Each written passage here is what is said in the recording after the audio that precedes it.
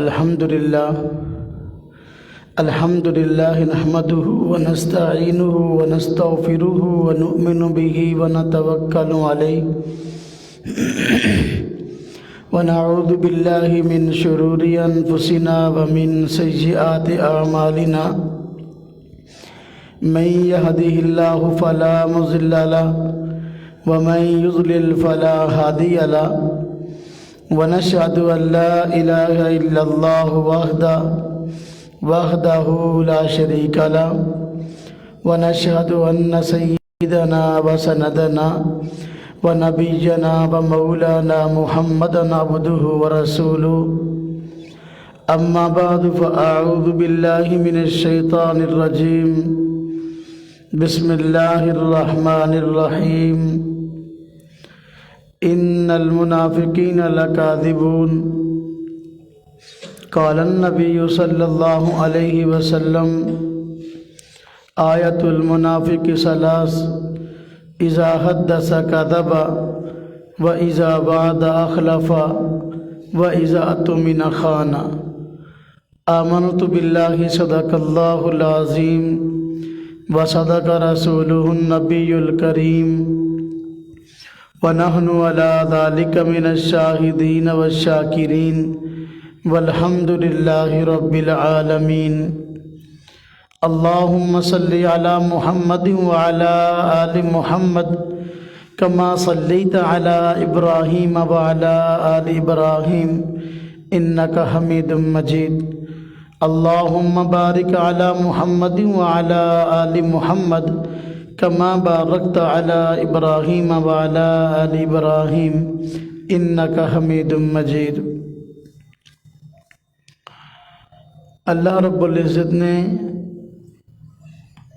ہم سب پر بڑا کرم اور بڑا احسان فرمایا ہے کہ ایمان جیسی عظیم نعمت اور عظیم دولت ہم سب کو عطا فرمائی ہے۔ ایمان کے مد مقابل کفر ہے اور کفر کی کئی اقسام ہیں۔ کفر کی اقسام میں دہریت بھی ہے اور الحاد بھی ہے اور زندیقیت بھی ہے، منافقت بھی ہے۔ کفر کی کئی اقسام ہیں، تو اللہ رب العزت کا بڑا کرم اور بڑا احسان ہے کہ اس نے اعتقادی میدان میں ہمیں ایمان جیسی دولت عطا فرمائی ہے اور کفر سے اللہ پاک نے ہم سب کو بچا لیا ہے۔ آج امت مسلمہ میں ایمان جیسی نعمت کے پائے جانے کے باوجود کفر کی اقسام میں سے ایک قسم منافقت ہے، تو اس کی علامات کا ظہور فرمایا ہے، یعنی امت مسلمہ صراحتاً اعتقاداً منافقت کا شکار تو نہیں ہے، لیکن کچھ نشانیاں ایسی ہیں جو کہ منافق کی ہیں۔ آج مسلمان ان باتوں میں، ان نشانیوں میں مبتلا ہیں۔ اعتقاداً منافقت نہیں ہے۔ ان کو بیان کرنے سے پہلے یہ سمجھ لیں منافقت کہتے کس کو ہیں۔ منافقت کا معنی ہے کہ آدمی کے دل میں کفر چھپا ہو، دل سے آدمی مومن نہ ہو اور قرآن کریم کو، حضور نبی اقدس صلی اللہ علیہ وسلم کو، آپ کے لائے ہوئے دین کو دل سے سچا نہ سمجھتا ہو، لیکن زبان سے اس کے سچ ہونے کا اظہار کرتا ہو، دل میں اس کی کیفیت انکار کی ہو، زبان پہ اس کے ایمان کا اظہار ہو، اسے کہتے ہیں منافق، اور اس عمل کا نام ہے منافقت۔ حضور نبی اقدس صلی اللہ علیہ وسلم منافقت سے مسلمانوں کو ڈراتے رہے، اور قرآن کریم میں بھی منافقت کی مذمت کو بیان کیا گیا ہے۔ تو منافقت ایک نہایت خطرناک، ایمان کے لیے خطرناک ذریعہ ہے اور خطرناک بیماری ہے۔ قرآن کریم میں اللہ رب العزت نے منافقین کا تذکرہ کیا ہے، تو منافق کہتے ہیں اس شخص کو دل میں اس کے کفر چھپا ہو، زبان سے ایمان کا اظہار کرے۔ اور اسلامی تاریخ میں منافقت کب پیدا ہوئی، اس کی وضاحت پہلے ضروری ہے۔ مکہ مکرمہ میں کوئی آدمی منافق نہیں تھا، بلکہ منافقت پیدا ہوئی مدینہ طیبہ میں۔ مکہ مکرمہ میں لوگ دو طرح کے تھے، یا تو سیدھے سیدھے مسلمان یا اس کے مقابل کفار۔ مکہ مکرمہ میں کوئی منافق نہیں تھا۔ جو حضور نبی پاک صلی اللہ علیہ وسلم پہ ایمان لے آتا تو دل سے قبول کرتا، اور دل سے حضور نبی پاک صلی اللہ علیہ وسلم کی رسالت کو مانتا، قرآن کریم کو مانتا، آپ کے لائے ہوئے دین کو مانتا، اور اس پہ مر مٹنے کو تیار ہو جاتا۔ لیکن مد مقابل مشرکین مکہ تھے، جو شرک پہ اڑے ہوئے تھے، اور وہ نہ صرف یہ کہ خود شرک کرتے تھے بلکہ دوسرے لوگوں کو شرک کی دعوت بھی دیتے تھے اور شرک کرنے پہ مجبور بھی کرتے تھے۔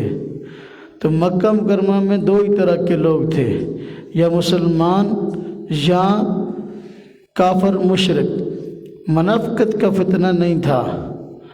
حضور نبی اقدس صلی اللہ علیہ وسلم نے جب مدینہ طیبہ کی طرف ہجرت فرمائی ہے تو اس وقت مدینہ طیبہ کے اندر جن لوگوں نے حضور نبی پاک صلی اللہ علیہ وسلم کی مخالفت کی وہ یہود اور نصارہ تھے۔ یہودیوں نے اپنا مخالفت کی اور عیسائیوں نے حضور نبی پاک صلی اللہ علیہ وسلم کی مخالفت کی، اور مشرکین مکہ تو پہلے ہی مخالف تھے۔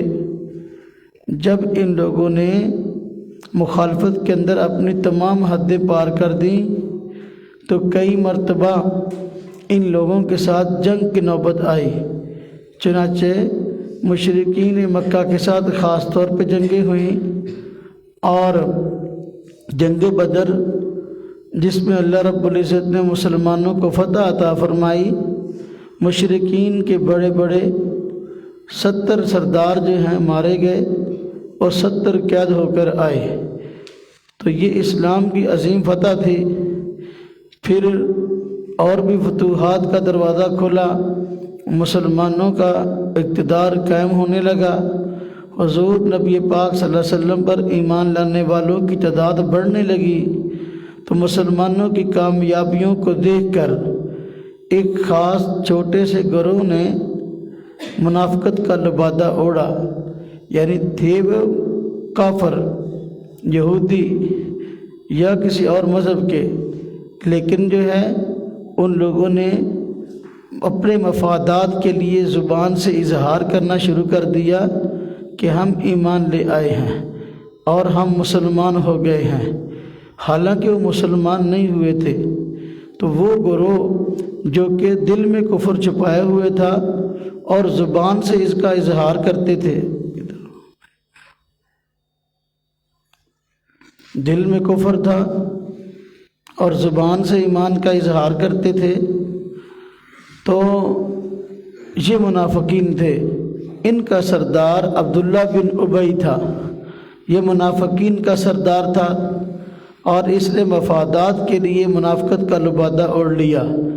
طریقہ کار یہ اختیار کیا کہ اس گروہ نے کہ مسلمانوں کے پاس جا کے بیٹھتے تو مسلمانوں والی باتیں کرتے، کافروں کے پاس جا کے بیٹھتے تو کافروں جیسی باتیں کرتے، مسلمانوں کے پاس بیٹھتے تو کفار کی چغلیاں کرتے، کفار کے پاس جاتے تو مسلمانوں کی چغلیاں کرتے۔ اللہ رب العزت نے قرآن کریم میں ان کے اس طرز کو بیان کیا ہے، فرمایا وَإِذَا لَقُوا الَّذِينَ آمَنُوا قَالُوا آمَنَّا، جب مسلمانوں سے ملتے ہیں ایمان والوں سے کہتے ہیں ہم ایمان لے آئے۔ وَإِذَا خَلَوْا إِلَىٰ شَيَاطِينِهِمْ، جب اپنے شیطانوں کے پاس تنہائی میں ہوتے ہیں تو پھر کہتے ہیں انما نحن مستہزئون، ہم تو صرف شغل میلہ کرنے کے لیے جاتے ہیں۔ اب دیکھو یہ منافقین کا طرز تھا، تو اللہ رب العزت نے قرآن کریم میں فتنہ نفاق کی نشاندہی فرمائی ہے اور بتایا فتنہ نفاق کہاں پیدا ہوا اور منافقین کہاں کے تھے۔ بتایا من اہل المدینہ مردوا علی النفاق، کہ مدینہ والوں میں سے کچھ لوگ ایسے تھے جو منافقت پہ اڑے ہوئے تھے۔ مکہ مکرمہ میں کوئی منافق نہیں تھا، منافقت پیدا ہوئی ہے مدینہ طیبہ میں۔ جب مسلمانوں کو اللہ رب العزت نے ترقیاں عطا فرمائی تو اپنے مفادات کو حاصل کرنے کے لیے منافقت کا ربادہ ایک گروہ نے اوڑھ لیا، وہ منافقین ہیں، اور یہ اعتقادی منافقت ہے۔ ان کے چال اور طریقہ کار یہ ہوتا تھا کہ جب کوئی خوشی کا موقع ہوتا تو اس وقت مسلمانوں کے ساتھ مل جاتے، اور جب مشکل موقع ہوتا تو پھر مسلمانوں کو چھوڑ کے فرار ہو جاتے۔ مثلاً اگر کوئی قوم مسلمانوں پہ حملہ آور ہوتی اور مسلمانوں کو جان مال کا خطرہ لاحق ہوتا، عین اس موقع پر مسلمانوں کو چھوڑ کر نکل جاتے تھے، جیسا کہ جنگ احد کے موقع پر ہوا۔ ہاں جی، جنگ احد کے موقع پر ہوا کہ عین جنگ کے موقع پر جب مشرکین سے آمنا سامنا ہوا تو اس وقت عبداللہ بن ابی اپنے ماننے والوں کو لے کر میدان جنگ سے فرار ہو گیا بہانہ بناتے ہوئے۔ اور غزوہ خندق کے موقع پر جب مسلمان مدینہ طیبہ میں موجود تھے تو مشرکین مکہ نے طے کیا کہ دیگر دوسرے عرب قبائل کو ساتھ ملا کر مسلمانوں کا خاتمہ کر دیتے ہیں۔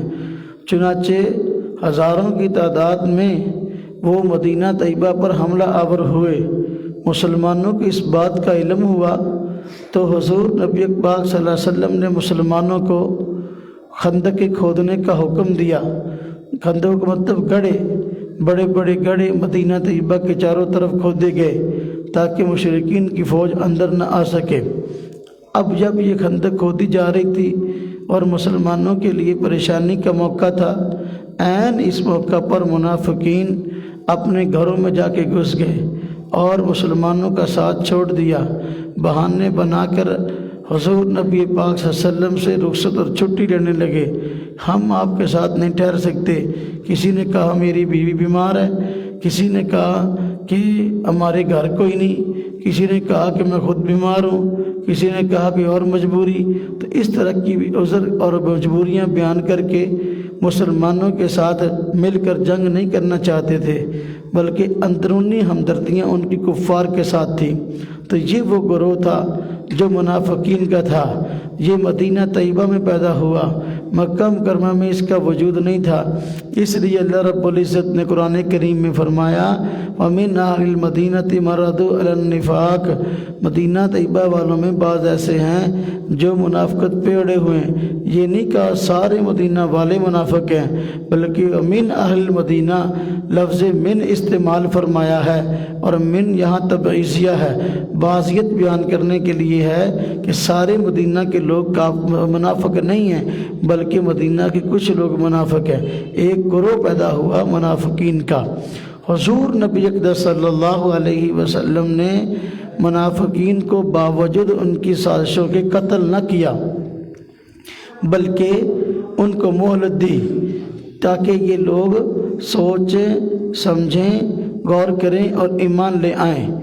بعض دفعہ ان کی حرکات اتنی زیادہ عجیب و غریب اور اتنی تکلیف دہ ہوتی تھیں کہ مسلمان ان کے قتال کا کہتے تھے، لیکن حضور نبی اقدس صلی اللہ علیہ وسلم نے فرمایا کہ نہ ان کو قتل نہ کیا جائے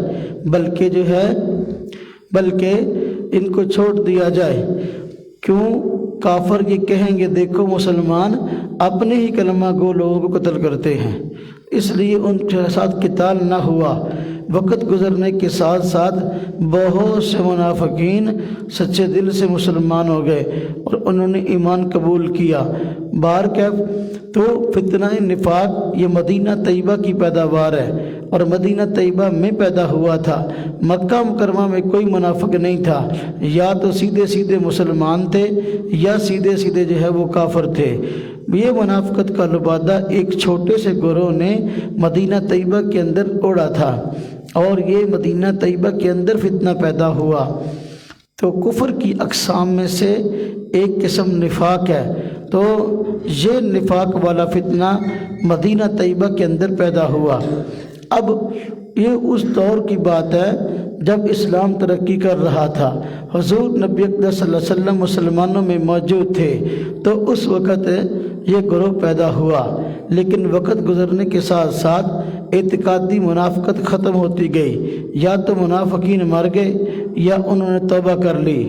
بعد میں اعتقادی طور پر یہ منافقت باقی نہ رہی، لیکن امت مسلمہ میں وہ نشانیاں آخرکار پائی جانے لگیں جو کہ منافقت کی نشانیاں تھیں۔ حضور نبی اقدس صلی اللہ علیہ وسلم نے فرمایا منافقوں کی نشانیاں 3 ہیں۔ فرمایا آیت المنافق ثلاث، منافق کی نشانیاں 3 ہیں۔ چونکہ یہ نشانیاں کیوں بیان فرمائی؟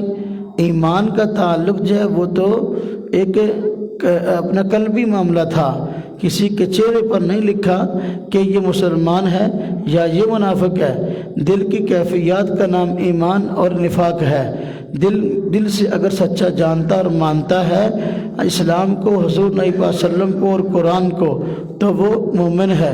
اگر دل سے سچا نہیں مانتا تو وہ منافق ہے۔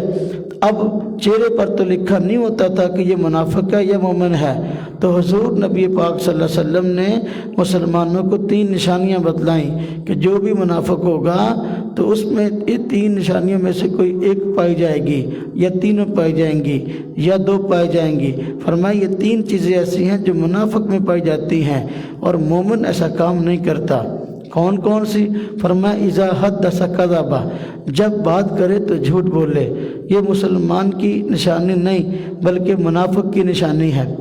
جھوٹ بولنا یہ نہایت ہی خطرناک جرم ہے۔ جھوٹ بولنے کا مطلب ہوتا ہے حقیقی بات کو چھپا کر، سچی بات کو چھپا کر خلاف واقعہ بات اگلے آدمی کے سامنے رکھ دینا، جس کی وجہ سے جو ہمارا مخاطب ہے وہ دھوکے میں پڑ جائے، اس کا نام جھوٹ ہے۔ سچی بات دل میں رکھنا، زبان سے اس کے الٹ بات کا اظہار کر دینا، تو یہ جھوٹ ہے۔ یہ جھوٹ منافقت کی نشانی ہے۔ آج امت مسلمہ میں اعتقادی نفاق تو نہیں رہا، یعنی ایسا نہیں ہے کوئی آدمی اعتقادی طور پر تو کافر ہو لیکن زبان سے کلمہ پڑھے، عموماً یہ نہیں ہے، لیکن نشانیاں آج پائی جاتی ہیں جو کہ منافقین کی تھی، وہ مسلمانوں کی عملی کمزوری کی وجہ سے ہیں۔ اس طرح فرمایا جھوٹ بولنا یہ منافق کی نشانی ہے۔ آج مسلمان جھوٹ بولنے کو گناہ نہیں سمجھتے، جھوٹ بولنے کو عیب نہیں سمجھتے، جھوٹ بولنے والے آدمی کی حوصلہ افزائی کی جاتی ہے۔ جو آدمی جتنا جھوٹا ہے معاشرے میں بس اوقات اس کو اتنی عزت ملتی ہے کہ یہ بڑا سمجھدار ہے، موقع کی مناسبت سے بات کرنا جانتا ہے۔ تو باہر کے جھوٹ بولنا گناہ کبیرہ ہے، گناہ کبیرہ وہ بڑے گناہوں میں سے ہے، اس لیے جھوٹ بولنے سے بچنا چاہیے۔ آج جھوٹ بولنا، جھوٹ سننا، جھوٹ پہ عمل کرنا ہمارے معاشرے کے اندر بہت عام ہو گیا۔ مثلاً دیکھیں یہ جھوٹ سننا یہ بھی گناہ ہے، جھوٹ بولنا یہ بھی گناہ ہے، ہاں جی، جھوٹ پر عمل کرنا یہ بھی گناہ ہے۔ جھوٹ سننا کیا ہے؟ ایک بڑا طبقہ ایسا ہے انسانوں میں جو جھوٹ ہر وقت بولتا ہے، وہ کون ہے؟ وہ ہے اداکاروں کا گروہ، وہ ہے فنکاروں کا گروہ، وہ ہے فلمی ایکٹروں کا گروہ، وہ ہے گانے گانے والوں کا گروہ۔ گانا گانے والا ہر وقت کیا کرتا ہے؟ گانا گانے والا جو جملے بولتا ہے تو وہ ایک ایک لفظ جھوٹ ہوتا ہے۔ جو لوگ فلمیں ڈرامے دیکھتے ہیں ان کو اس چیز کا اندازہ ہے کہ گانا گانے والا ایک جو ہے نا اپنا کسی بھی اپنی معشوقہ کے ساتھ عشق کا اظہار کر رہا ہوتا ہے، تیرے بغیر میں رہ نہیں سکتا، میں مر جاؤں گا، ہاں جی، دوسرے گانے میں کسی اور کے ساتھ ہوتا ہے۔ یہ سارے کا سارا ایک ایک جملہ جھوٹ جو ہے اس کا گانے کا جھوٹ ہوتا ہے، ایک ایک لفظ جو ہے عام طور پر گانے کے اندر جو ہے خلاف واقعہ ہوتا ہے، ہاں جی۔ اور جو فلمیں ڈرامے بنتے یہ جھوٹی کہانیاں گھڑ کر جو ہے لوگوں کے سامنے پیش کی جاتی ہیں، لوگ ان کو دیکھتے ہیں اور سنتے ہیں، ہاں جی۔ اب یہ ہے جھوٹ کا سننا، جھوٹ کا دیکھنا، فلم کو دیکھنا یہ جھوٹ کا دیکھنا ہے، گانوں کو سننا یہ جھوٹ کا، گانے کو سننا یہ جھوٹ کو سننا ہے۔ اس لیے گانا بھی سننا چھوڑنا چاہیے اور اسی طرح فلمیں ڈرامے دیکھنا بھی بند کرنے چاہیے۔ یہ اسٹیج ڈرامے اس میں ایک ایک بات جھوٹ ہوتی ہے، جو کبھی کہہ رہا ہوتا ہے یہ فلاں جگہ گیا ہے، اس نے فلاں کیا، اب سب ہنسنا شروع کر دیتے ہیں، وہ گیا نہیں ہوتا، یہ جھوٹ ہے۔ تو جھوٹ کو سننا بھی گناہ ہے، جھوٹ کو بولنا بھی گناہ ہے، جھوٹ کو دیکھنا بھی گناہ ہے، جھوٹ کو بولنا بھی گناہ ہے۔ آج بہت سارے لوگ جھوٹ کو بولنے کو گناہ بسا اوقات سمجھتے ہیں، لیکن جو ہے جھوٹ دیکھنے کو، جھوٹ سننے کو گناہ نہیں سمجھتے۔ یہ بہت بڑی بیماری ہے۔ اور اسی طریقے سے دیکھیں آج امت مسلمہ میں بعض لوگوں کا اپنی عملی کوتاہیوں کی وجہ سے یہ ذہن بن گیا کہ جھوٹ نہ بولیں ہمارا کام نہیں چل سکتا، جھوٹ نہ بولیں ہمارا کاروبار نہیں چلتا۔ بہت سارے تاجر، بہت سارے تجارت کرنے والے، بہت سارے کاروباری لوگ جھوٹ کو اپنے ایمان کا حصہ سمجھنے لگے ہیں، اپنے کردار کا حصہ، اپنی تجارت کا حصہ۔ حالانکہ بات نہایت خطرناک ہے کہ ایک مومن کی یہ سوچ بن جائے، ایک مسلمان کی یہ سوچ بن جائے کہ میرا کام، میرا کاروبار جھوٹ کے بغیر نہیں چل سکتا۔ حالانکہ اللہ رب العزت کی ذات امن اصدق من اللہ قیلا، اللہ پاک فرماتے ہیں بات میں اللہ پاک کی ذات سے بڑھ کر اور سچا اور کون ہے؟ رب تعالیٰ کی بات نے، رب تعالیٰ کی ذات نے جھوٹ کی حوصلہ افزائی نہیں فرمائی بلکہ حوصلہ شکنی فرمائی ہے، اور فرمایا ان المنافقین لکاذبون، منافق لوگ جھوٹ بولتے ہیں۔ مومن کا کام نہیں ہے جھوٹ بولے، جو کہتے ہیں کاروبار جھوٹ کے بغیر نہیں چلتا، انہوں نے اسلام کی تاریخ کو یا پڑھا نہیں یا پڑھ کر فراموش کر دیا۔ حضور نبی اکرم صلی اللہ علیہ وسلم جو ہے صرف عبادات کے لیے ہمارے مقتدا نہیں ہیں بلکہ عبادات کے لیے بھی مقتدا ہیں، عبادات کے ساتھ ساتھ جو ہے معاملات میں بھی مقتدا ہیں۔ حضور نبی پاک صلی اللہ علیہ وسلم نے نہ صرف مکہ مکرمہ میں تجارت کی بلکہ بیرون ممالک تک تجارت کی ہے، بیرون ممالک تک جو ہے تجارت کا مال لے کے جاتے تھے، اور امانت اور دیانت کی وجہ سے مکہ مکرمہ میں آپ کی شہرت تھی۔ یہی وجہ اعلان نبوت سے پہلے جو آپ کے دو لقب مشہور تھے وہ صادق اور امین تھے۔ دنیا میں لوگ مکہ مکرمہ والے آپ کو کہتے تھے یہ صادق ہے اور یہ امین ہے، یہ جھوٹ نہیں بول سکتے، یہ خیانت نہیں کر سکتے۔ جس مسلمان کا پیغمبر، جس مسلمان کا مقتدا، وہ ان کی شان یہ ہے کہ اعلان نبوت سے پہلے صادق اور امین تھے اور ان کی تجارت دنیا میں چمکی ہے۔ آج اس نبی کو ماننے والے کی یہ حالت ہے، وہ کہتا ہے جھوٹ کے بغیر میرا کاروبار نہیں چلتا۔ حضور نبی پاک صلی اللہ علیہ وسلم نے ایسے کاروباری آدمی کو جو جھوٹ سے کام نہ لے، سچائی اور امانت داری سے کام لے، اس کی حوصلہ افزائی کرتے ہوئے فرمایا التاجر الصدوق الامین مع النبیین والصدیقین والشہداء والصالحین، فرمایا سچا امانت دار تاجر یہ قیامت کے دن اللہ پاک اس کو انعام فرمائیں گے کہ یہ نبیوں کے ساتھ ہوگا، صدیقین کے ساتھ ہوگا، شہداء کے ساتھ ہوگا، صالحین کے ساتھ ہوگا۔ اب یہ بہت بڑی خوشخبری ہے امانت دار سچے تاجر کے لیے۔ جو آدمی کہتا ہے جھوٹ کے بغیر کاروبار نہیں چلتا، اس کو پہلے اپنے ذہن کو صاف کرنا چاہیے، اپنی سمت کو درست کرنا چاہیے، اپنے کاروبار کو پھر چمکتا ہوا دیکھے گا۔ آج پاکستان کی جو معیشت ڈوبی ہے اس کے ڈوبنے کے اسباب میں سے بڑا سبب یہ ہے پاکستان میں کاروبار کے اندر 2 نمبری ہوتی ہے، اور 2 نمبری کی وجہ سے تجارت میں پیچھے ہیں۔ وہ کافر جو عیسائی ہے جس نے کلمہ نہیں پڑھا، وہ ہم سے اعمال میں معاملات میں جو ہے نا وہ اس معاملے میں ہم سے آگے نکلتا نظر آتا ہے کہ وہ عام طور پر کاروبار میں سچ بولتا ہے، جس کی وجہ سے اس کی تجارت چمک گئی ہے۔ ایک مسلمان جھوٹ کو اختیار کیے ہوئے جس کی وجہ سے معیشت کا بیڑا غرق ہے۔ اب دیکھو، ایک پاکستان کی بنی ہوئی کوئی چیز ہے، پروڈکٹ ہے، آپ اس کو خریدیں، اور ایک غیر ملکی جو ہے چیز ہے، پروڈکٹ ہے، مصنوعات میں سے ہے، تیار کردہ، اس کو خریدیں۔ اب دیکھیں اس کے باہر ریپر پر ڈبے پر لکھا ہوتا ہے کہ یہ چیز فلاں چیزوں سے تیار ہوئی ہے۔ اب پاکستانی چیزوں میں عام طور پر دھوکہ اور فراڈ ہونے لگا ہے، اوپر لکھا ہوتا ہے اس میں فلاں چیز جو ہے وہ پائی گئی اور فلاں چیز سے مل کر یہ چیز تیار ہوئی ہے، لیکن اندر وہ چیز نہیں ہوتی۔ لیکن دوسرے ممالک جاپانی وغیرہ میں اب کیا معاملہ ہے، جو باہر لکھا ہوتا ہے وہی اندر ہوتا ہے۔ حالانکہ یہ شان تو مسلمان کی تھی، یہ شان کافر کی نہیں تھی۔ کافر کو اس بات پہ یقین آ گیا کہ سچ بولیں گے تو کاروبار چلے گا۔ آج دھوکے میں پڑا ہوا کوئی مسلمان اگر اس کی یہ ذہنیت ہے کہ جب تک دھوکہ نہیں دوں گا اور جب تک جو ہے فراڈ نہیں کروں گا، جھوٹ نہیں بولوں گا، کاروبار نہیں چلے گا، جبکہ حضور نبی پاک صلی اللہ علیہ وسلم کا فرمان ہے من غش فلیس منا، جس آدمی نے ملاوٹ کی ہم میں سے نہیں، دھوکہ دیا ہم میں سے نہیں۔ یہ ملاوٹیں کرنا، یہ دھوکہ بازی، یہ جھوٹ کی صورتیں ہیں، اس لیے اس سے بچنا چاہیے اور دوسرے مسلمانوں کو بچانا چاہیے۔ انشاءاللہ یہ سوچ اور یہ سمجھ لے کر، یہ فکر لے کر اگر کاروبار کریں گے تو انشاءاللہ جھوٹ جو ہے وہ اس سے نجات پائیں گے اور ساتھ ہمارا کاروبار بھی چلے گا۔ آج خاندانوں میں جو لڑائیاں ہیں، آج خاندانوں میں معاشرے کے اندر جو فساد ہے، اس کی بڑی وجہ جھوٹ ہے، اور جھوٹ کے اندر جھوٹ کی وجہ سے بس اوقات مرنے مارنے پہ لوگ اتر آتے ہیں۔ اور انسان اگر زندگی میں ایک مرتبہ جھوٹ بول لیتا ہے تو بس اوقات وقتی طور پر تو جھوٹ کی وجہ سے اس کا کام چل جاتا ہے، لیکن جب مستقبل میں جو ہے یہ جھوٹ اس کے لیے تباہی ہے، پھر اپنے ایک جھوٹ کو چھپانے کے لیے اس کو 100 جھوٹ بولنے پڑتے ہیں۔ تو یہ جھوٹ کا انجام ہے، جھوٹ کا انجام آخر کار تباہی ہے، جھوٹ کا انجام آخر کار نقصان ہے، اور اپنی ذات کا بھی، اپنے خاندان کا بھی، اپنے سارے رشتہ داروں کا بھی۔ اس لیے جھوٹ سے انسان کو توبہ کرنی چاہیے، اور جھوٹ سے انسان کا وقتی طور پر کوئی نقصان ہو سکتا ہے لیکن مستقبل میں تباہی سے بچ جائے گا، وگرنہ اس کے جھوٹ کی وجہ سے جتنا فساد پھیلا ہے وہ فساد سارے کا سارا اس کے ذمہ آئے گا، وہ گناہ سارے کا سارا اس کے ذمہ آئے گا۔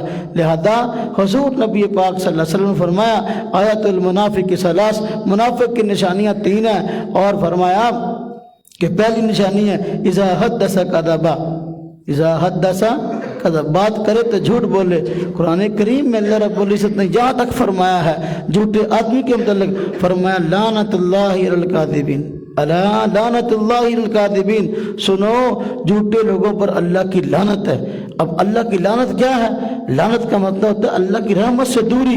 رب تعالیٰ کی رحمت سچے کے اوپر اترتی ہے، رب تعالیٰ کی مدد سچے پہ آتی ہے، اس کے جان مال عزت میں برکتیں سچائی کی وجہ سے ہوتی ہیں۔ لیکن جو آدمی جھوٹ بولتا ہے اللہ کی رحمت اس سے اٹھ جاتی ہے، اب جو ہے برکت نام کی کوئی چیز نہیں رہتی، اب جو ہے اللہ پاک کی تائید اور مدد اٹھ جاتی ہے، پھر انسان بسا اوقات اپنے نقصان میں دن بدن آگے بڑھتا ہی جاتا ہے، دنیا میں بھی تباہی ہے اس کے لیے، اور آخرت میں بھی تباہی ہے۔ حضور نبی اقدس صلی اللہ علیہ وسلم نے شاہ فرمایا دوسری نشانی منافق کی بیان فرماتے ہوئے فرمایا کہ منافق کی دوسری نشانی یہ وَإِذَا وَعَدَ أَخْلَفَ، وعدہ کرے تو وعدے کی خلاف ورزی کرے۔ اب دیکھو منافقین ایسا کرتے تھے، اعتقادی منافق جو تھے وہ ایسا کرتے تھے، منافقین کا گروہ تو وعدے کرتے تو وعدوں کی خلاف ورزی کرتے، ان کا یہ معمول تھا۔ حضور نبی پاک صلی اللہ علیہ وسلم نے فرمایا کہ منافق کی دوسری نشانی یہ ہے وَإِذَا وَعَدَ أَخْلَفَ، جب وعدہ کرے تو خلاف ورزی کرے۔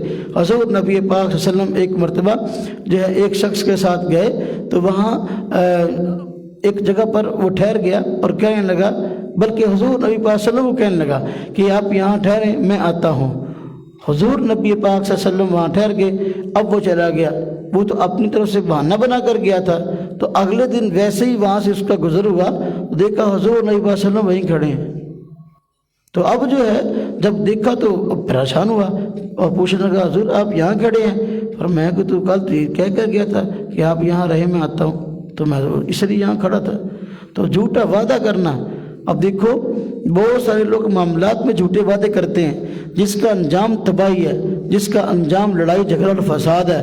اب دیکھو ایک آدمی دوسرے آدمی کے پیسے دینے ہیں، وعدہ کر لیا کہ 1 ہفتے بعد دے دوں گا۔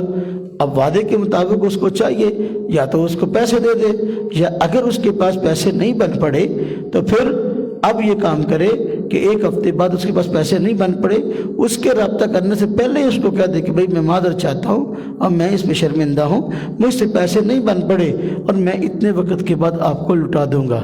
لیکن ایسا نہیں ہوتا، بلکہ الٹ ہوتا ہے۔ کیا کہ 1 ہفتے کا وعدہ دیا مثلاً کہ بھئی 1 ہفتے بعد پیسے لے لینا، اب جب وہ 1 ہفتے بعد پیسے لینے کے لیے آتا ہے، بجائے اس کے کہ اس کے ساتھ اچھائی والا معاملہ کیا، اسے لڑنا شروع کر دیتے ہیں، اسے لڑنا شروع کر دیتے ہیں، اس کو گالم گلوچ شروع کر دیتے ہیں، بس وقت اسی کا گریبان پکڑ لیتے ہیں۔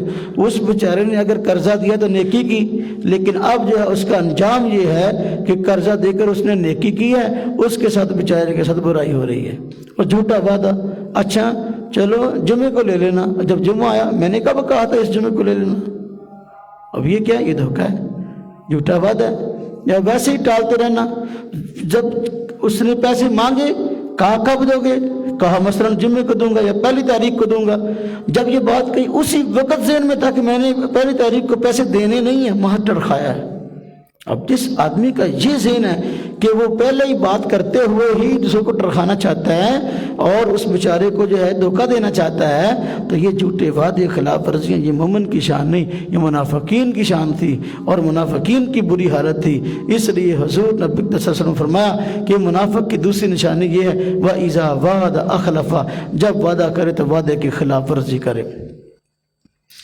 وعدے کی خلاف ورزی بہت بڑا جرم ہے، اس لیے معاہدات کی پیروی کا حکم قرآن نے دیا ہے، حضور نبی پاک صلی اللہ علیہ وسلم نے دیا ہے۔ کوئی انسان دوسرے مسلمان کے ساتھ کوئی ایسا وعدہ نہ کرے جس کی وجہ سے اس کے جذبات کو ٹھیس پہنچے یا اعتماد کو ٹھیس پہنچے، بلکہ وعدہ کرو تو بہت سوچ اور بہت سمجھ کر کرو۔ وعدے کی خلاف ورزی کرنا ہرگز مومن کی شان نہیں ہے۔ آج ہمارے معاشرے میں جو لڑائیاں اور فساد ہیں یہ وعدے کی خلاف ورزی کرنے کی وجہ سے ہیں۔ حضور نبی اکرم صلی اللہ علیہ وسلم نے تیسری نشانی منافق کی یہ بتائی ہے وَإِذَا اؤْتُمِنَ خَانَ، جب اس کے پاس امانت رکھواؤ تو وہ امانت میں خیانت کرے۔ امانت میں خیانت یہ مومن کی شان نہیں ہے بلکہ منافق کی حالت ہے اور بری حالت ہے۔ اب امانت میں خیانت کی بہت ساری صورتیں ہیں جس میں آج مسلمان مبتلا ہیں۔ امانت میں خیانت کیا ہے؟ بس دیکھیں، کسی نے آپ کے پاس پیسے رکھوائے، جو عام سمجھی جاتی ہے، کسی نے آپ کے پاس پیسے رکھوائے بطور امانت کے، بھائی یہ پیسے ہیں آپ میرے اپنے پاس رکھ لو، ہاں جی میرے پیسے ہیں تو چلو مجھے جب ضرورت ہوگی تو میں جو ہے وہ آپ سے واپس لے لوں گا۔ لیکن اب یہ ان پیسوں کو ہڑپ کر جائے، وہ پیسے ہیں بطور امانت کے پڑے تھے لیکن اب ان پیسوں کو اپنے ذاتی استعمال میں لے آیا، اور جب اس نے تقاضا کیا اب اسے لڑنے لگ گیا، اب اسے جو ہے نا فساد شروع کر دیا۔ امانت میں خیانت ہے، ہاں جی۔ تو یہاں تک بھی فقہاء کرام نے لکھا ہے امانت کے معاملے میں اگر کسی آدمی نے آپ کے پاس کوئی رقم رکھوائی ہے تو رقم بھی چینج کرنا جائز نہیں ہے، جڑے نوٹ رکھوائے وہی نوٹ دینے ہیں، یہ امانت ہے۔ تو امانت کا بڑا خیال، امانتیں ضائع ہو رہی ہیں، ہاں جی۔ اور دیکھیں امانت کے میں خیانت کی بہت ساری صورتیں ہیں آج کل، جس طرح کے علماء کرام نے اس کی تشریح کی ہے، بلکہ حدیث میں بھی ہے کہ جس آدمی سے کوئی مشورہ مانگا جائے تو مشورہ بھی اس کے حق میں امانت ہے۔ تو مشورہ دینے والے کو چاہیے مشورہ وہ دے جو کہ اس کے حق میں مشورہ لینے والے کے حق میں اچھا اور بہتر ہو۔ مشورہ دینا اچھا، ہاں جی، یہ بھی امانت ہے حدیث پاک کی روشنی میں۔ اب کوئی آدمی آپ سے مشورہ لینے کے لیے آیا کسی خاص معاملے میں، آپ جانتے ہیں کہ بھئی اس کے حق میں بھلائی، اس کے ایمان کو سامنے رکھتے ہوئے اور اس کی شخصیت کو سامنے رکھتے ہوئے، اس کے حالات کو سامنے رکھتے ہوئے اس کے لیے فلاں کام فلاں چیز مناسب ہے، تو لہذا آپ اس کے مطابق اس کو مشورہ دیتے ہیں تو یہ امانت ہے۔ لیکن اگر آپ اس کو نقصان پہنچانے کا سوچتے ہیں، جان بوجھ کر آپ سوچ رہے ہیں، سمجھ رہے ہیں کہ بھئی اس کا فائدہ کسی اور چیز میں، اس کے الٹ اس کو مشورہ دے دیتے ہیں، تو یہ خیانت ہے۔ اس نے تو آپ کے ساتھ آپ کو اچھا آدمی سمجھتے ہوئے، اپنا دوست سمجھتے ہوئے، اپنا عزیز رشتہ دار سمجھتے ہوئے، اپنا خیر خواہ سمجھتے ہوئے مشورہ مانگا، لیکن آپ نے جو ہے اس کو غلط مشورہ دے کر جو ہے اعتماد کو نقصان پہنچایا، اس کی شخصیت کو نقصان پہنچایا۔ تو اب یہ مشورے میں خیانت کرنا، یعنی وہ اس کو مشورہ دے دیا جو کہ خود اچھا بھی نہیں سمجھتا تھا، تو یہ ایک امانت میں خیانت ہے، اور یہ نفاق اور منافقت کی علامت ہے۔ کوئی انسان کسی منصب اور عہدے کا اہل نہیں ہے، اور وہ اس منصب اور عہدے کو حاصل کرنے کی کوشش کرتا ہے، اور اس کے لیے جائز کی بجائے ناجائز رخت اختیار کرتا ہے۔ مثلا سرکاری نوکری آئی، سرکاری نوکری، اب انہوں نے اعلان کیا کہ فلاں جو ہے نا میرٹ ہے، فلاں معیار ہے، جو اس معیار پہ پورا اترتے ہیں ان کے لیے اتنی نوکری کی گنجائش ہے۔ اب ہمارے یہاں ایسا ہوتا ہے، سرکاری نوکری آئی ہے، اہل بیچارے پیچھے رہتے ہیں، اہل لوگ نوکریوں پہ جا کے چڑھ جاتے ہیں، اور اس کے لیے ایک تو ناجائز سفارش کروائی جاتی ہے۔ سرکاری نوکری اسے ملے گی جس کے پاس کسی بڑے آدمی کی سفارش ہو، بڑے آدمی کی سفارش کروا کے نوکری حاصل کر لینا، حالانکہ وہ اس منصب کا اہل نہیں ہے، تو یہ اس منصب کے ساتھ خیانت ہے۔ اور اس طرح اس منصب کا اہل نہیں ہے لیکن رشوت دے کر اس منصب کو حاصل کر لیا، ہاں جی، 1,00,000 2,00,000 4,00,000 جو دے کے جو ہے حاصل کر، یہ کیا ہے؟ یہ خیانت ہے، یہ خیانت کی صورتیں ہیں۔ تو جو آدمی کسی منصب کا اہل نہیں ہے اس پہ سفارش ناجائز کروا کے اور اسی طرح رشوت دے کے اس منصب کو حاصل کرتا ہے تو یہ خیانت ہے اور یہ نفاق کی علامت ہے۔ مسلمانوں کو چاہیے ایسے طریقہ کار سے باز ہے، جو آدمی اس منصب کا اہل ہے عزت کے ساتھ اس کو آگے جانے کا موقع دیا جائے۔ پاکستان کے ترقی نہ کرنے کی اس وقت جو وجہ ہے وہ یہ بھی ہے کہ ہماری معیشت کا جو بیڑا غرق ہوا، اس کی ایک وجہ یہ بھی ہے کہ نااہل لوگ بہت سارے ایسے عہدوں پر بیٹھے ہیں جن عہدوں کے وہ اہل نہیں ہیں، وہ یا تو سفارش سے آئے یا پیسے سے آئے یا اثر رسوخ استعمال کر کے آئے ہیں۔ تو منافق کی تیسری نشانی یہ ہے اس کے پاس امانت رکھوائی جائے، امانت میں خیانت کرے۔ اس کا تعلق محض پیسے کے ساتھ نہیں ہے، جتنی بھی امانت میں خیانت کی صورتیں ہیں ساری کی ساری اس کے اندر شامل ہیں، اور آدمی کو چاہیے کہ خیانت سے باز آئے، امانت داری سے کام لے۔ اب ناپ تول میں کمی کرنا یہ خیانت ہے۔ ہمارے یہاں عموماً ایسا ہوتا ہے کہ جب کسی سے کوئی چیز خریدتے ہیں تو ذہن اور ہوتا ہے، جب کسی کو بیچتے ہیں تو ذہن اور ہوتا ہے۔ جب خریدتے ہیں تو کوشش ہوتی ہے بھی اچھی ساری چیز میرے حصے میں آ جائے، اور جب بیچتے ہیں تو بیچتے وقت کوشش ہوتی ہے بھی کسی نہ کسی طریقے سے جتنی نکمی چیز ہے نا اس کو باتوں میں لگا کے جو ہے ڈال کے اس کے چھاپر میں جو ہے نا اس کو چلتا بنائے، یعنی مطلب یہ خیانت ہے۔ ناپ تول میں کمی کرنا خیانت ہے۔ ایک آدمی جب دوسرے سے لیتا ہے تو پورا وصول کرتا ہے، ہاں جی، بڑے کے اندر پورا ہور بھی پا، لیکن جب خود دیتا ہے تو ڈنڈی مارتا ہے، صحیح طرح تولتا نہیں ہے، ہاں جی۔ کسی نے اپنے کنڈے کے ساتھ مقناطیس لگا رکھا ہے، کسی نے جو ہے نا اور کوئی کارنامہ کر رکھا ہے، اب وہ لوگوں کو جو ہے نا اس طرح ہی اسی 2 نمبر کنڈے سے ناپ کے دیتا ہے اور کم کر کے، یہ خیانت کی صورتیں ہیں۔ تو امانت میں خیانت کرنا یہ ٹھیک نہیں ہے۔ پیسے 5 کلو کے لیے اور دے رہے ہو 4.5 کلو، سبز منڈی کے اندر بہت ہی کام ہوتا ہے، ہاں جی۔ وہ بجائے اس سے کہ وہ جو سرکاری تولنے کے لیے، وزن کو تولنے کے لیے جو پنجابی میں کہتے ہیں وٹے، وہ جو اوزان ہیں اب کئی لوگوں نے وہ اپنے پاس رکھے ہی نہیں ہوتے، بلکہ جو ہے نا کسی نے اینٹ رکھی ہوئی ہے، کسی نے روڑا رکھا ہوا ہے، کسی نے پتھر رکھا ہوا ہے۔ اب پتھر اس کا وزن کیا ہے بتاتے ہی نہیں ہیں، وہ تول کے دے رہے ہیں، اور 5 کلو کی بجائے 4.5 کلو دے رہے ہیں، کوئی 4 کلو دے رہا ہے، یعنی یہ ڈرامہ چل رہا ہے امانت کے اندر خیانت۔ یہ خیانت کی صورتیں ہیں کہ جو چیز جس حالت میں لٹانے کا حق ہے اس کو لٹانے سے باز آنا، اس طرح اس میں کمی اور زیادتی کرنا، یہ خیانت ہے۔ اور یہ ہندوؤں کی علامت بتائی گئی تھی، کہتے بنیا جب لیتا ہے تو پھر جھکا کے لیتا ہے، دیتا ہے تو پھر اٹھا کے دیتا ہے، یہ تو اس کی عادت تھی۔ لیکن آج کل جو ہے یہ صورتحال ہے، مسلمان کسی سے کم نہیں ہے۔ اب یہ پاور لوم پہ کپڑا بنتا ہے، پاور لوم پہ کپڑا بنتا ہے۔ اب مجھے اگرچہ اس کی بہت زیادہ تفصیلات کا زیادہ علم نہیں ہے، لیکن اتنا ضرور جانتا ہوں کہ سودے جو ہوتے ہیں کپڑے کے، وہ جو معیار طے ہوتا ہے اس معیار کے مطابق سودا دیا نہیں جاتا، بلکہ کہتے پک جو ہے نا جو طے ہوا اس سے ہٹ کے لگا لینا، تاکہ تھوڑی تھوڑی جو ہے نا کمی ہوتی رہے، آخرکار کئی گزوں کا فرق پڑ جائے گا۔ یہ ڈنڈی ہے، یہ خیانت ہے، یہ دھوکہ ہے، اس سے حضور نبی پاک صلی اللہ علیہ وسلم نے روکا ہے۔ ہاں جی، اب دیکھو یہ خیانت کی صورتیں اتنی زیادہ ہیں۔ اب دیکھیں مثلاً آپ نے مال بیچا تو مال پاس کرنے کے لیے آپ کے پاس وہ آیا، چیکر آیا۔ اب چیکر آدمی کو جو ہے نا پیسے لگا دیے، اس کو اچھا کھانا کھلا دیا، اس کو جو ہے نا جیب میں کچھ پیسے ڈال دیے، اس کو موٹر سائیکل لے کر دے دیا۔ اب یہ کیا ہے؟ یہ اس چیکر کو راضی کر دیا، مال اس کو 2 نمبر دے دیا۔ نقصان کس کا کیا؟ مالک کا کیا۔ یہ چیزیں سب خیانت میں شامل ہیں، اور ہم اس کو غلط سمجھتے بھی نہیں ہیں۔ یہی ہے نا، ایک کپڑا اگر 8 لاکھ کا بکا ہے تو وہ 6 لاکھ کا بک جائے گا، وہ 7 لاکھ کا۔ لیکن یہ کہ اب اس پہ کام، اور دیکھیے ٹیکس کا معاملہ، ٹیکس اپنے حکومت کو دینے چاہیے، جو ٹیکس حکومت نے لاگو کیے ہیں وہ دینے چاہیے۔ ٹیکس اگر دیں گے تو اس سے بیت المال مضبوط ہوگا اور اس سے ملک کی معیشت مضبوط ہوگی۔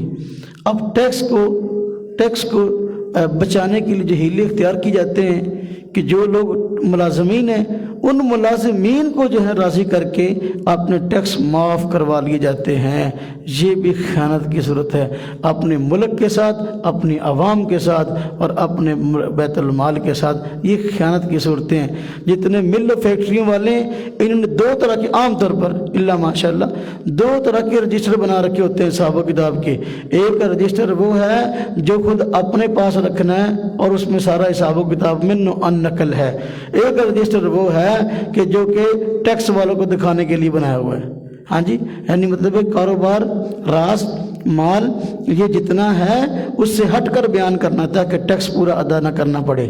یا اگر رجسٹر 2 طرح کے نہیں بنائے، ایک رجسٹر اس میں من ان ساری چیزیں ہیں، تو پھر وہ جو ٹیکس والا آتا ہے ٹیکس لینے کے لیے اس کو جو ہے راضی کر کے اپنا ٹیکس کم کروا لیا یا معاف کروا لیا۔ یہ سارے کے سارے کام چلتے ہیں اور ملازمین بھی سمجھتے ہیں ہاں جی ہماری معیشت جو ہے ایسی پہ چلی ہوئی ہے۔ مجھے بتائیں، لقمہ حرام جس آدمی کے پیٹ میں جاتا ہے اور اپنے بچوں کو لقمہ حرام کھلاتا ہے، اب اس سے مستقبل میں خیر کی امید کیسے کی جا سکتی ہے؟ اس کی عبادت قبول کیسے ہو سکتی؟ لقمہ حرام کھا کے نماز پڑھے، لقمہ حرام کھا کے روزہ رکھے، نماز اور روزہ قبول کیسے ہوگا اس کا؟ اگر وہ نماز روزہ کرتا ہی نہیں ہے پھر تو اور زیادہ خطرناک بات ہے، اور زیادہ خطرناک بات ہے۔ ٹیکس لینے والا آیا میلے والے کے پاس، اس کو موٹر سائیکل کی چابی دے دی، اس کو کار کی چابی دے دی۔ اب اس کا ٹیکس بنتا تھا 1 کروڑ روپیہ، ہاں جی، کار کی چابی 20 لاکھ کی کار، 30 لاکھ کی کار کی چابی دے دی، 70 لاکھ پھر بچا لیا۔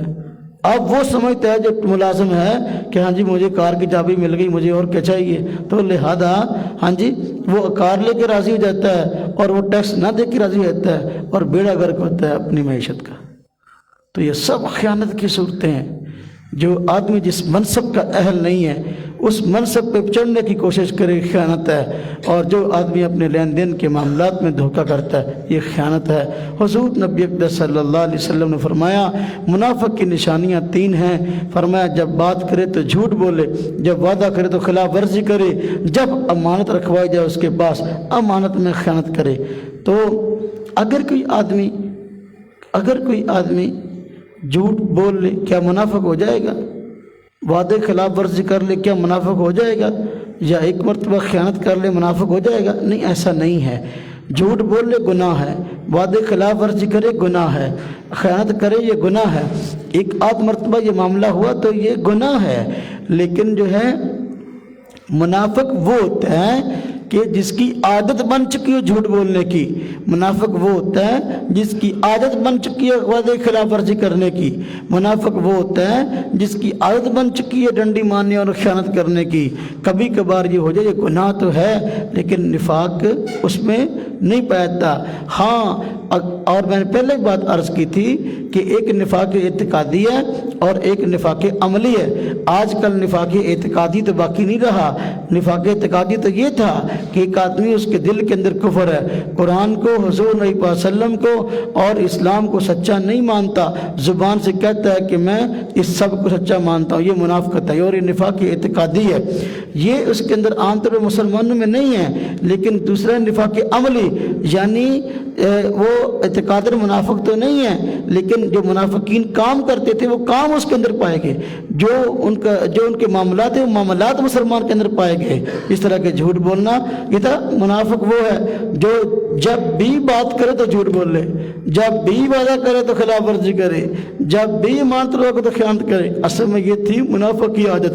تو اب اگر کسی میں پائی جاتی ہے، یہ نفاق عملی ہے، باہر کے بہت بڑا گناہ ہے۔ اور یہ تینوں گناہ ایسے ہیں، جھوٹ بولنے جیسا، وعدے خلاف ورزی والا، امانت میں خیانت والا، یہ تینوں گناہ ایسے ہیں، یہ صرف لازمی نہیں ہیں بلکہ متعدی ہیں۔ یعنی یہ صرف خود انسان کو نقصان نہیں پہنچاتے، انسان کی شخصیت کو نقصان تو پہنچاتے ہی ہیں بلکہ معاشرے کا بیڑا گرک کرتے ہیں، یہ خاندان کا بیڑا گرک کرتے ہیں، یہ علاقے محلے کا بیڑا گرک کرتے ہیں، اس ملک کا بیڑا گرک کرتے ہیں۔ یہ لازمی گناہ نہیں ہے، یہ متعدی گناہ ہے، یعنی پوری امت مسلمہ کو اپنی لپیٹ میں لیے ہوئے ہیں۔ اس لیے یہ متعدی گناہ بھی چھوڑنے چاہیے، لازمی گناہ بھی چھوڑنے چاہیے۔ کوشش کرنی چاہیے کہ انسان جھوٹ سے بچے، وعدے کی خلاف ورزی سے بچے اور امانت میں خیانت کرنے سے بچے۔ اللہ رب العزت جو کچھ کہا سنا گیا ہم سب کو عمل کی توفیق عطا فرمائے۔ وآخر دعوانا الحمد۔